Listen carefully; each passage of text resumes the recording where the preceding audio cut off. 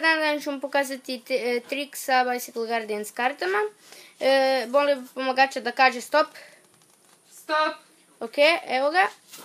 Evo ova karta. Evo ga. Sada bi molio da zapamtite kamera kartu. Mislim, vi koji ste gledate. Ok. Stavit ćemo ju na vrh, malo ćemo promiješati. Ok. Sad ćemo presjeći karte.